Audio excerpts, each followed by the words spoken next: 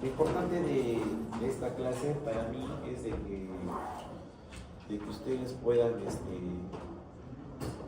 entender lo básico y lo que a ustedes les va a servir, obviamente, en la parte de semiología. Si vamos a ahondar en muchas cosas más complejas, más profundas, o sea, es marearlos y ponerlos en otra situación. Asumo que lo que han hecho en Semio 1 y lo que vienen haciendo ahora en Semio habrán visto ya bastantes pacientes neurológicos. Y el examen semiológico o el examen neurológico, dentro de lo que es el examen físico, la evaluación tiene que ser un poquito específica, pero que tampoco les permite a ustedes confundirse más de lo normal. El examen neurológico es demasiado amplio, muy amplio, pero que ustedes por lo menos sepan hacer un buen examen neurológico conciso y que les pueda ayudar más o menos a llegar a un probable diagnóstico sindrómico, créanme que no les va a durar ni 3 ni 5 minutos hacer un buen examen neurológico, ¿no? Como les decía a sus compañeros anteriores, cuando ustedes evalúen a un paciente que tenga alguna patología neurológica, lo primero que tienen que evaluar es la parte cognitiva, ¿no? El famoso LOTEP, ¿sí? Si es lúcido, orientado, tiempo, espacio y persona, y tratar de indagar un poquito más, ¿no? De repente en la parte de lo que es el paciente, lo que es memoria, lo que es cálculo, que es importantísimo evaluar en un paciente, ¿no? Está de moda el famoso término ahora de la famosa enfermedad de Alzheimer, o lo que llamamos la demencia senil, ¿no? ¿Quién no tiene un papá, viejitos o abuelitos que probablemente tienen ese tipo de problemas? Entonces es importante evaluar esa situación, ¿no? Como también les decía, cuando ustedes evalúen el paciente, obviamente en hospitalización, el paciente por lo general pues está postradito, ¿no? Salvo que es un paciente colaborador, que de repente esté sentadito en su cama, ¿no? Pero cuando ustedes vean un paciente en consulta externa, es importante que evalúen desde cómo ingresa ese paciente, cómo viene, si viene solo, camina solo, si viene acompañado, si tiene alguna alteración en la marcha, si habla bien, no habla bien. Todas esas cositas para que ustedes, desde que venga el paciente que ingresa, ya se están haciendo alguna idea qué es lo que pueda tener ese paciente. Si yo veo que es un paciente que viene acompañado con un familiar, pues diré pues de que el paciente o físicamente está imposibilitado, o de repente pues un paciente que ni siquiera sabe cómo llegar al hospital, ¿no? Y con las preguntas que pueden ser tan simples, es decir, cómo se llama, cuántos años tiene, dónde se encuentra, en qué año estamos, quién es el presidente o la presidenta, o lo que sea, a nosotros ya nos da una orientación de cómo puede estar ese paciente en la parte cognitiva. Y luego ya viene básicamente lo que es la evaluación física, que lo primero que tienen que evaluar ustedes es pares craneales, ¿no? Con movimientos simples que ustedes les van a permitir evaluar bien un paciente. Si ustedes le dicen a su pacientito, mire para acá, mire para acá, mire para acá, mire para acá, mire para acá, ya están evaluando 3, 4 y 6, ¿sí? Si le dicen al paciente, sonría, frunza, abra la boca, ya están evaluando quinto y sexto par craneal. Entonces, abra usted la boca, si ustedes miran de que saque la lengua, si no mueve la lengua, o si saca la lengua y está desviada, ya están evaluando el 12. Si ustedes le sacan con la paletita como para examinar faringe, amígdalas y todo eso, no hay reflejo confusioso, probablemente tiene una alteración del 14º craneal. ¿Cuánto se demora en hacer eso? Y 1 minuto. Entonces ya saben cómo evaluar la parte de lo que son pares craneales. Luego van a evaluar todo lo que es trofismo muscular, ¿no? Obviamente que en el adulto mayor es muy poco evaluable, porque el adulto mayor tiene sarcopenia, entonces no tiene la misma masa muscular que un paciente pues, de 40, 45, 50, 60 años. La fuerza y el tono, que es importantísimo, ¿no? Si hay fuerza, ¿no? ¿Cómo evaluamos la fuerza? Señor, cierre los ojitos, levante sus manos. Y de la nada este bracito empieza a bajar. Entonces estamos hablando que hay disminución de la fuerza en este lado derecho, ¿no es cierto? Deme su manito, apriétenme la mano, los dedos. y tú lo jalas, ¿no? Estás en ese tira y jala. De repente acá tiene más fuerza, acá no tiene, entonces también es área. Miembros inferiores igual. Reclinamos la piernita, les hacemos que recojan la piernita y le decimos empuje. También, o el simplemente hecho de recoger la piernita, si el paciente la mantiene es porque tiene fuerza. Pero si ustedes recogen la piernita y no, se les va, hay disminución de la fuerza muscular. Y el Babinski, que es importantísimo que pueden evaluar, ¿no es cierto? Con su agujita, todo lo que es la parte del arco plantar, y si miran que el dedo gordito se separa y se va para atrás, van a saber que es un Babinski positivo. Y los reflejos, para eso tienen su martillito. De los más importantes, el reflejo patelar o el rotuliano, que es importante, el aquiliano, y el del codito, y el de lo que viene a ser las muñecas, para ver si es que hay o no hay alteraciones de lo que es el túnel carpiano, que es importante. Entonces, toda esa evaluación neurológica ustedes las pueden hacer en 3-5 minutos, no hay ningún problema. Pero si queremos ir un poco más allá, lo primero que van a ver es en cuanto a lo que es la anamnesis.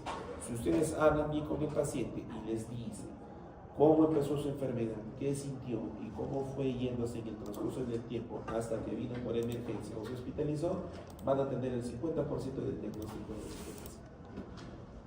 Ahora, lo que es el tema, primera y segunda neurona. A mí lo que me importa es que ustedes puedan diferenciar en cuanto a lo que son síntomas y signos, porque esa es biología, más nada. Que vino por acá, que la fibra, que salió de aquí, y que la sinapsis y todo eso, bueno, eso ya lo verán pues cuando hagan medicina o cuando hagan neurología. Síndrome de primera neurona, todas las que están a nivel del sistema nervioso central y que se encargan de llevar información desde el cerebro hacia la segunda neurona. ¿Dónde está ubicada la segunda neurona? En la deposición de las fibras hasta anterior de la médula espinal. ¿Sí? Y eso ya corresponde a lo que es la parte de los nervios periféricos. Primera neurona, células que se encuentran en la corteza cerebral y el tronco cerebral.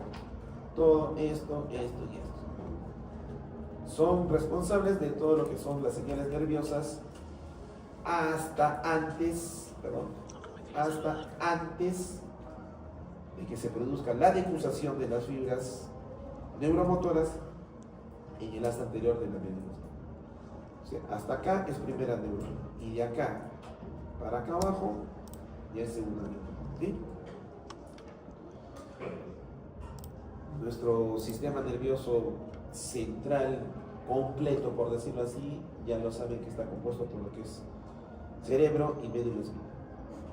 Hay enfermedades de primera neurona, por lo general, como hemos hablado, todo lo que tiene que ver con las motoras superiores, corteza, cerebro y tronco. ¿Sí?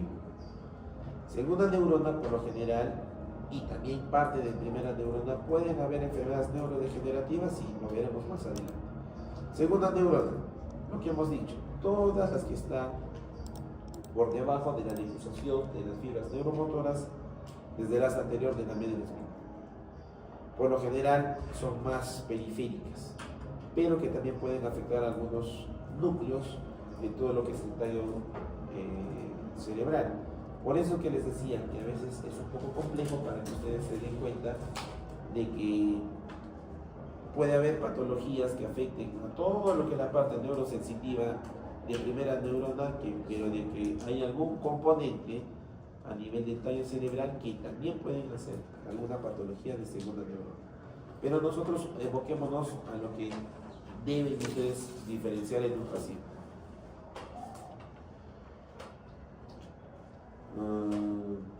Creo que está de más repetir, como primera neurona, corteza cerebral, y segunda neurona, todo lo que viene a ser las patologías por debajo del asta anterior de la médula. ¿Sí? Gráficamente vemos aquí todo lo que es corteza cerebral, parte del tronco, hasta que se produce la difusación de las fibras musculares, que es el asta anterior de la médula. ¿Sí? El mismo gráfico, y este básicamente es lo que es patología de la segunda neurona, ¿no? Difusación hasta anterior de médula espinal, todo lo que tenga que ver con lo que es la parte de los nervios periféricos. ¿Sí? Este cuadrito para mí es muy importante que ustedes lo sepan, porque de aquí y el siguiente cuadrito, la siguiente diapositiva que les voy a presentar, es lo que ustedes tienen que tener en cuenta y es lo que tienen que saber y es lo que ustedes tienen que evaluar en sus pacientes. Si es un paciente que de repente tiene una lesión, una parálisis o una paresia brachiocrural derecha, donde por lo general puede estar la lesión, va a estar en el lado contralateral, ¿no es cierto? Pero ¿qué pasa si el paciente solamente tiene adormecimiento de las piernas? Solamente de las piernas. Hormigueo, lo que les dicen, ¿no? Hormigueo, calambres, que me quema, que me arde las piernas y me duele la parte de la columna. Entonces lo más probable es de que obviamente estamos hablando de un problema de segunda neurona porque es parte medular, ¿no es cierto? Entonces eso es muy importante para... Ya con esas cositas que les dice el paciente, ustedes van a saber de que el problema no es a nivel cerebral, sino es a nivel medular. Es simple, ¿no? Las lumbociáticas, las lumbalgias. Es importante. Si ustedes ven que la parálisis o la paresia es desde lo que es la parte del miembro superior, miembro inferior, que abarca grandes grupos musculares, es primera neurona. Pero si hablamos de que es solamente mi pierna derecha, o solamente mi pierna izquierda, o solamente mi bracito derecho o mi bracito izquierdo, estamos hablando de que solamente es un grupo muscular aislado, estamos hablando probablemente de segunda neurona. Cuando hablamos de miembros inferiores, no se cumple al 100%, pero es casi un 99.9%. Cuando hay estas sensaciones que les acabo de manifestar, las parestesias, que es el hormigueo, los calambres, la sensación de que está caliente, que me viene como un rayito y todas esas cosas, por lo general en miembros inferiores siempre va a estar relacionado a una neuropatía. Pero si es de miembros superiores, por lo general va a estar relacionado a una miopatía, o sea, netamente muscular, ¿ya? Y eso para que lo puedan diferenciar frente a algún diagnóstico diferencial de alguna enfermedad específica. Esto es lo que yo quiero que ustedes aprendan básicamente. ¿Cuáles son las características de un paciente con una lesión de primera neurona y de segunda neurona? Motilidad voluntaria, parálisis, como les acabo de decir, grandes grupos musculares, primera neurona. Pequeños grupos musculares o aislados, solamente una mononeuropatía, obviamente va a ser de segunda neurona. El tono muscular, hipertonía, hipotonía. Hipertonía la van a encontrar en el paciente que tiene una lesión de primera neurona, bien contracturado, bien espástico. En cambio, en el caso del paciente que tiene segunda neurona, lo van a encontrar flácido. Flácido. Esa es otra característica. En cuanto de trofismo, bueno, como les digo, eso es evaluable de acuerdo al paciente que ustedes vayan a tener. Si es un paciente adulto mayor, el trofismo muscular es muy diferente, es muy difícil de evaluar, ¿no? El paciente adulto mayor tiene sarcopenia, entonces, básicamente, lo que hablamos en lo que es la fuerza, la morfología muscular, básicamente, ¿no?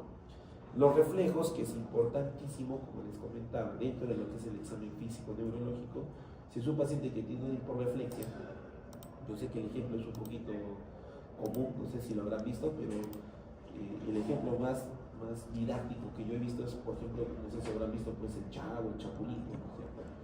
Cuando el chapulín le viene, pues le quieren hacer los reflejos, pucha, que le golpean la rodilla y se le va por la pierna hasta nomás, ¿no? Eso es hiperreflexia, primera neurona. Si no mueve la pierna para nada es porque es una hiporreflexia, ¿no es cierto? ¿Ya? En cuanto a lo que son los reflejos cutáneos abdominales, ¿no? En su martillito en la parte de abajo creo que les viene su rujita, su cremita. Si ustedes le pasan la sensibilidad cutáneo abdominal, va a estar presente en segunda neurona, pero en primera neurona va a estar abolido, no van a tener ningún tipo de sensación.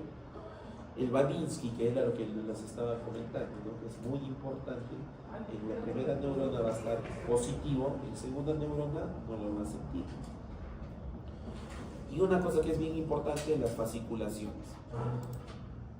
No hay en primera neurona, pero sí lo van a encontrar en segunda neurona. Entonces, haciendo un resumen de todo este cuadrito, si ustedes encuentran un paciente rígido, hiperrefléctico, con los reflejos osteomusculares bien marcados, con la sensibilidad cutánea abdominal ausente, y que básicamente lo encuentran contracturado, entonces lo más probable es de que sea un síndrome de primera neurona. Pero si encuentran un paciente que de repente le levantan el bracito, se le cae, no hay reflejos sociomusculares y empiezan a ver esas palpitaciones que a veces hasta nosotros cuando estamos estresaditos nos empiezan a sentir, ¿no? Esas fasciculaciones, estamos hablando de un síndrome de segunda neurona. Cuando hablamos, por ejemplo, de esa parte, ¿no?, de las cinesias, las fasciculaciones y la hipotonía y básicamente la flacidez, es porque en problemas de segunda neurona la afectación, como es a nivel de médula, y hay este famoso término de inervación, o sea, es como que el nervio lo estás cortando. Si lo cortas el nervio, no vas a tener sensibilidad, no vas a tener movimiento, no vas a tener... Eso no lo vas a poder hacer en primera neurona, porque primera neurona es corteza cerebral, ganglios y tronco. Entonces, si un paciente viene por un accidente cerebrovascular, estamos hablando de un ACV isquémico hemorrágico, la lesión va a estar en cerebro, ¿no es cierto? O en cerebelo, ¿no?, en ganglios. Pero si te viene un paciente que probablemente se ha caído y se ha golpeado de la columna, o ha tenido un accidente de tránsito y ha habido un traumatismo vértebro-medular, obviamente que la lesión va a estar en médula, entonces lo que no vas a tener es movimientos o de repente imposibilidad muscular completísima. Pero también no nos olvidemos de las enfermedades degenerativas, autoinmunes, como es el lupus, las vasculitis, las mismas degenerativas del sistema nervioso central, como es la esclerosis múltiple, ¿no?, la mielitis transversa, la ELA, y todas esas patologías van a afectar directamente al nervio periférico, no cerebral, y que van a producir todos los mismos síntomas: hipotonía, flacidez, hiporreflexia y todas esas cosas. Entonces, que ustedes se queden con este cuadrito: hiperreflexia, hiporreflexia, hipertonía, hipotonía, fasciculación ausente, fasciculación presente, ustedes van a poder diferenciar dónde está la lesión, primera o segunda neurona, en base a lo que les acabo de decir, cómo tienen que hacer un buen examen neurológico, evaluando pares craneales, reflejos y lo que es fuerza y movimiento muscular. Para mí, con eso es suficiente. Las parestesias o las paraplejías, como les acabo de comentar, básicamente es todo lo que tiene que ver con lo que es las famosas síntomas que les va a manifestar el paciente, ¿no? Hay estas patologías, por ejemplo, ¿no?, que es importante que lo sepan, ¿no? La esclerosis lateral primaria, ¿no?, que es una enfermedad degenerativa, se van a dar cuenta que es de déficit de primera neurona, ¿no? Grábense esas enfermedades, ¿no? La atrofia muscular progresiva, esto significa de que es una lesión de segunda neurona. Y la atrofia muscular espinal, ¿ya? El mismo nombre lo dice, espinal, es porque es de la médula, ¿no es cierto? Eso es importante, ¿no? La ELA, como les decía, la esclerosis lateral, que es importantísimo, es una combinación tanto de primera neurona como de segunda neurona. Eso también tómenlo bastante bien. Las lesiones también,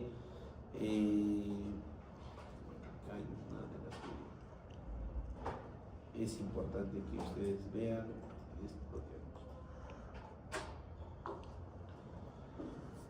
lo que es el síndrome piramidal. Por lo general, primera neurona, ¿sí? Todo lo que es la parte de abajo. Primera neurona pueden ser patologías congénitas, adquiridas y compresivas.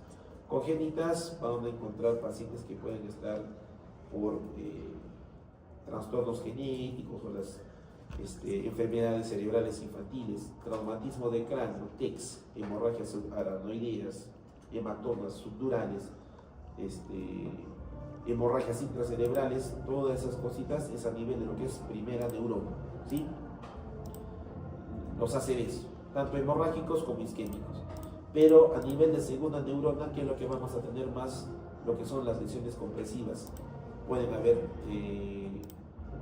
enfermedad, no sé si han escuchado en pacientes con tuberculosis hacen el mal de Pot, que hacen lesiones a nivel de lo que es la columna vertebral y que pueden producir lesiones compresivas a nivel de médula.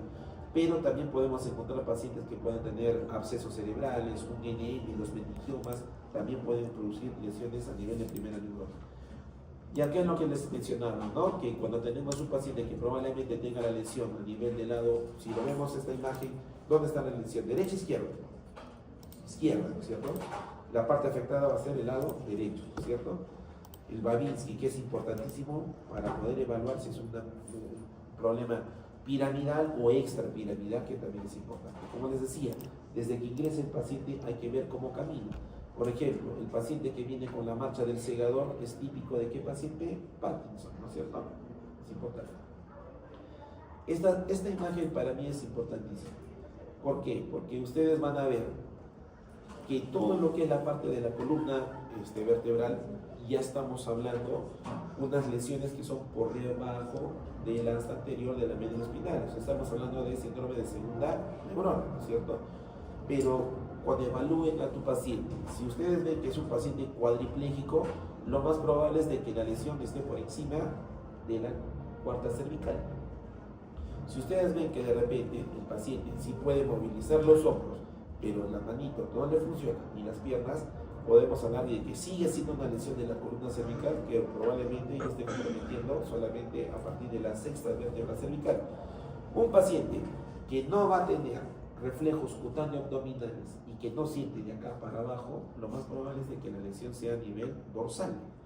Y si ustedes ven que es un paciente que definitivamente no mueve las piernitas y solamente todo el resto del cuerpo lo moviliza, ustedes anatómicamente van a saber que probablemente la lesión esté a nivel de la región lumbar, L1, 2, 3, 4, 5 o inclusive en la primera sacra.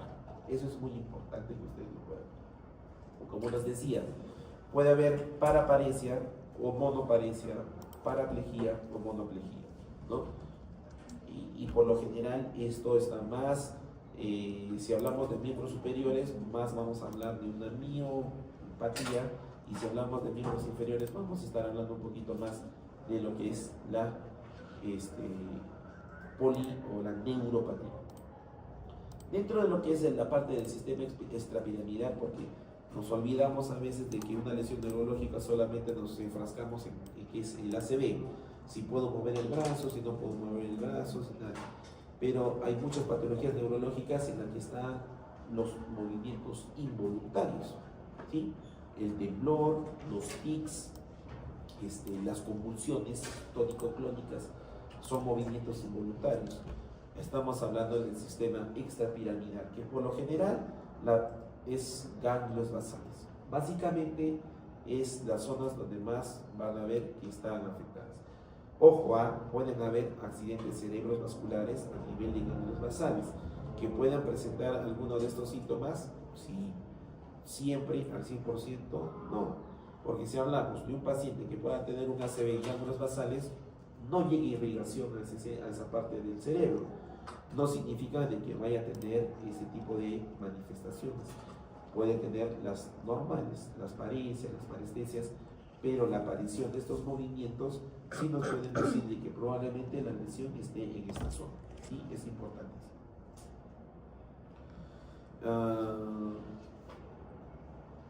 Trastornos del movimiento, hipocinesia, hipercinesia. O sea, desde el paciente que camina lentito, despacito, hasta que es pues un paciente pues que Speedy González, ¿no? Que camina pues demasiado rápido, ¿no?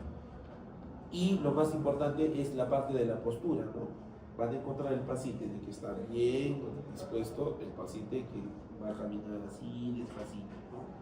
Entonces, por eso yo les decía, desde que ingresa el paciente a la consulta, ustedes ya van a saber probablemente de qué se trata la patología de este paciente. ¿Qué trastornos tenemos en cuanto a lo que es los movimientos involuntarios? El temblor, no sé, pero si habrán visto en las consultas, ahora que han estado en prácticas, o los mismos familiares, que no tenemos familiares adultos mayores, que de la nada empiezan a tener temblores, ¿no? Y cuando están en reposo, o tú les das algo para que agarren, están tranquilos, ¿no? les quitas eso y otra vez empiezan a temblar, ¿no? Pueden ser cuadros de Parkinson. Las coreas, no sé si los habrán visto, pero existen un montón de pacientes que tienen estos movimientos involuntarios. Están en este plan, ¿no? Puede ser una sola o pueden ser las dos. Problemas de coordinación. Las mioclonías, básicamente, que son lo que hablamos, pacientes que tienen antecedentes de epilepsia, ¿no? Movimientos tónico-clónicos, con espasmos, con movimientos de rigidez y temblor. Eso es importante.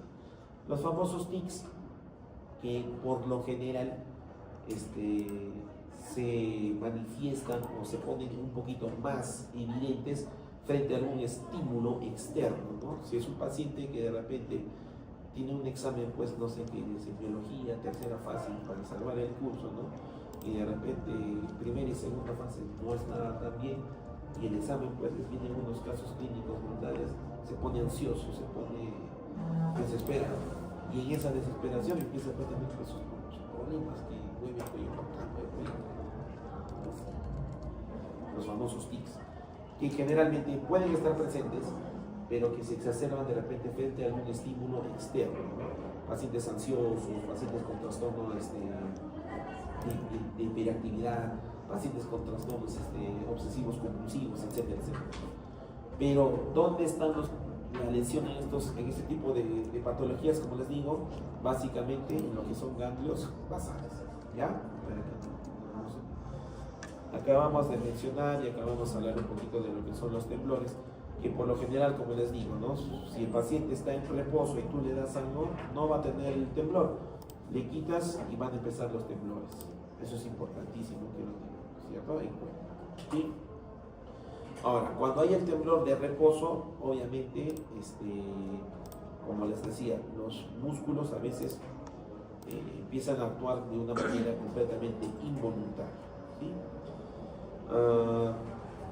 La enfermedad de Parkinson creo que es la patología más emblemática en cuanto a lo que son temblores, pero ojo, no confundamos la enfermedad del Parkinson con el parkinsonismo. El parkinsonismo, por lo general, puede estar presente en un paciente en cualquier tipo de edad,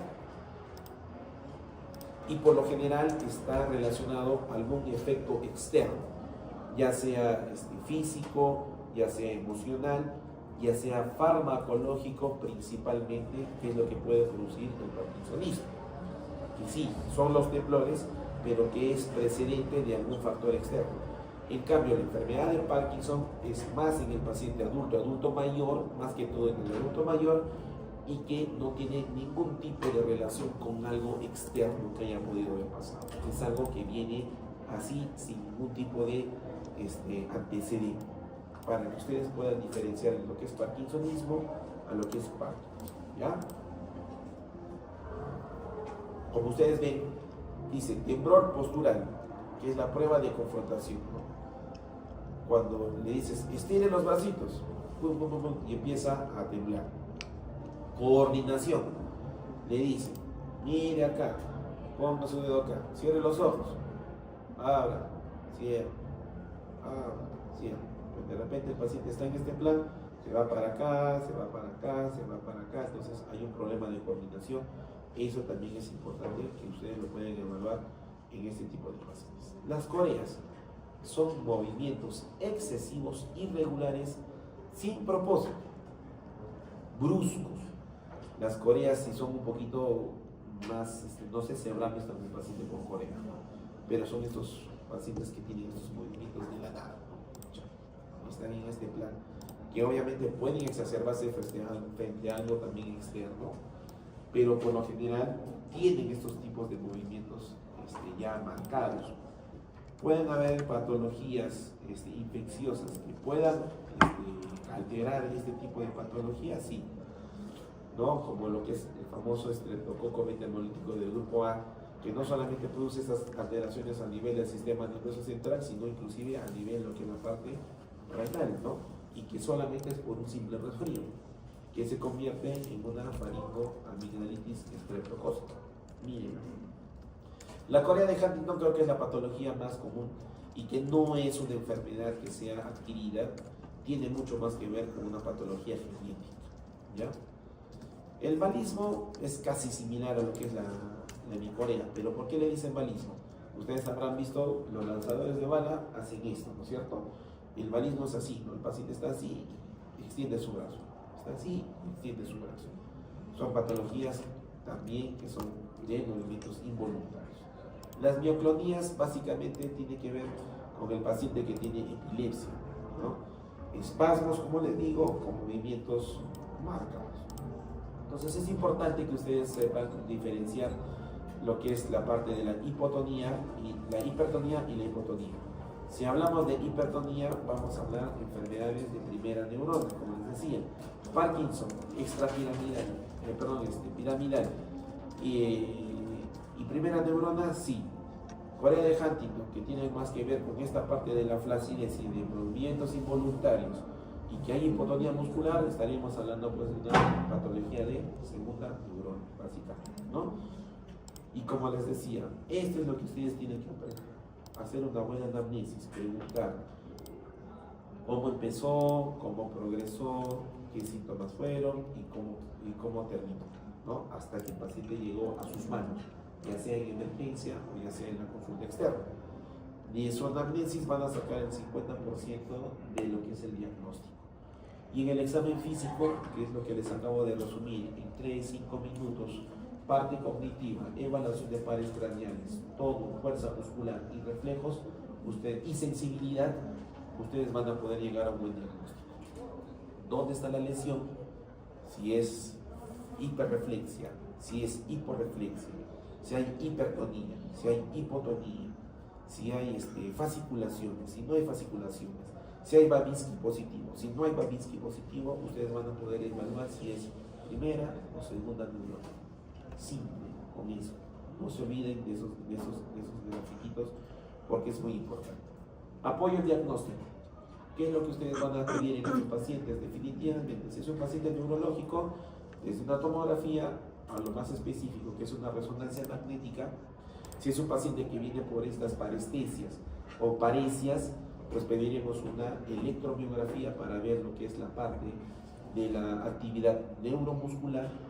Si es un paciente que viene por una epilepsia, pediremos un electroencefalograma.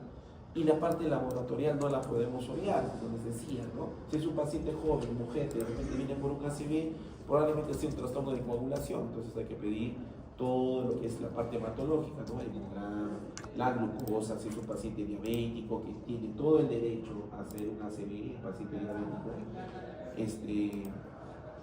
y pedir algo más específico, ¿no? Si estamos pensando en un trastorno de coagulación, pediremos exámenes específicos, ¿no? Coagulante lúpico, anticardiolipina,